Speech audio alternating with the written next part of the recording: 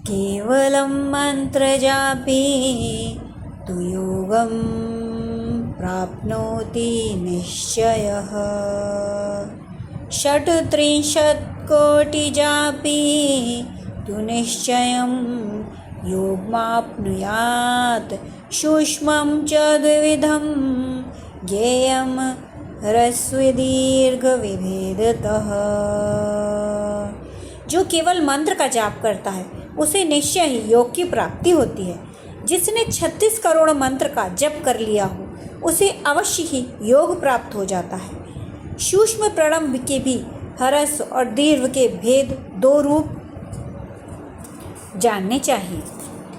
अकारश्च उकारश्च मकारश्च ततः परम बिन्दुनाद्युतं तद्वे शब्दकालकलान्वितं। दीर्घ प्रणवमेव वं योगिनामेव हृद्गतं। मकारं तन्त्रतत्त्वं ह्रस्व प्रणव उच्यते।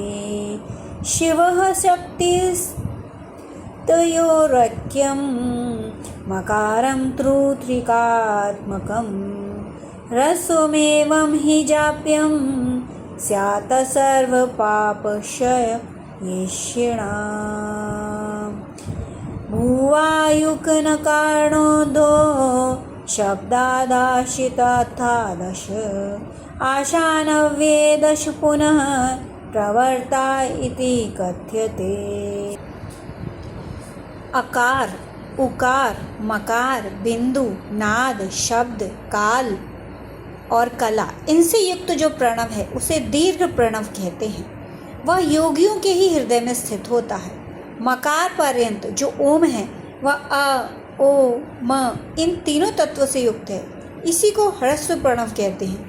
अ शिव है, उ शक्ति है और मकार इन दोनों की एकता है। वह त्रितत्व रूप है। ऐसा समझकर ह्रस्व प्रणव का जप करना चाहिए। जो अपने समस्त पापों का क्षय करना चाहते हैं उनके लिए ह्रस्व प्रणव का जप अत्यंत आवश्यक है। पृथ्वी, जल, तेज, वायु, आकाश ये 5 भूत तथा शब्द, स्पर्श आदि इनसे 5 विषय हैं। ये सब मिलकर 10 वस्तुएं हैं। मनुष्यों की कामना के विषय हैं। इनकी आशा मन में लेकर जो कर्मों के अनुष्ठान में संलग्न होते हैं वे 10 प्रकार के पुरुष प्रवृत्त और प्रवृत्ति मार्गी होते हैं। वे 10 प्रकार के पुरुष प्रवृत्ति मार्गी कहलाते हैं तथा जो निष्काम भाव से शास्त्र विहित कर्मों का अनुष्ठान करते हैं ये निवृत्त और निवृत्ति मार्गी कहे गए हैं। ह्रस्वमेव प्रवर्तानां निवर्तानां तु दीर्घकं व्याहत्यादो च मंत्राद कामं शब्दकलायुतम्। प्रवर्त पुरुषों को ह्रस्व प्रणव का ही जाप करना चाहिए और निवृत्त पुरुषों को दीर्घ प्रणव का। व्याहतियों तथा अन्य मंत्रों के आदि में इच्छा अनुसार शब्द और कला से युक्त प्रणव का उच्चारण करना चाहिए। वेद आदि में और दोनों संध्याओं को उपासना के समय भी ओंकार का उच्चारण करना चाहिए। वेदादो च प्रयोज्यं स्वाद्वन्द्वने संध्यायोरपि नवकोटिजपापत्वा संशुद्धः पुरुषो भवेत्। पुनश्च नवकोट्या तु पृथ्वी जयमाप्नुयात्। पुनश्च नवकोट्या तु अपां जयमवाप्नुयात्।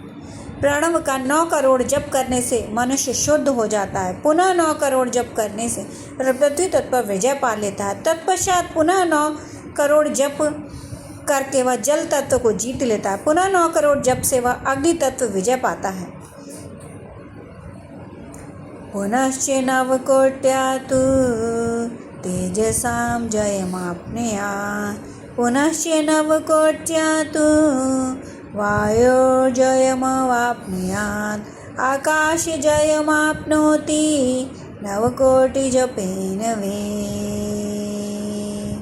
तदंतर फिर 9 करोड़ का जप करके वह वायु तत्व को विजय होता है और फिर 9 करोड़ का जप करके आकाश को अपने अधिकार में कर लेता है। इसी प्रकार 9 करोड़ जप करके वह क्रमशः गंध, रस, रूप, स्पर्श और शब्द पर विजय पा लेता है। इसके बाद फिर 9 करोड़ जप करके अहंकार को भी जीत लेता है। गंधादिनां क्रमेणैव नवकोटिजपेन वै अहंकारस्य च पुनर्नवकोटिजपेन वै सहस्रमन्त्रजप्तेन नित्यशुद्धो भवेत्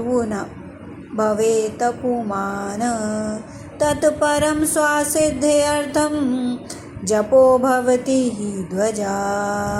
हे ध्वजो, मनुष्य 1000 मंत्रों के जप करने से नित्य शुद्ध होता है। इसके अनंतर अपनी सिद्धि के लिए जप किया जाता है।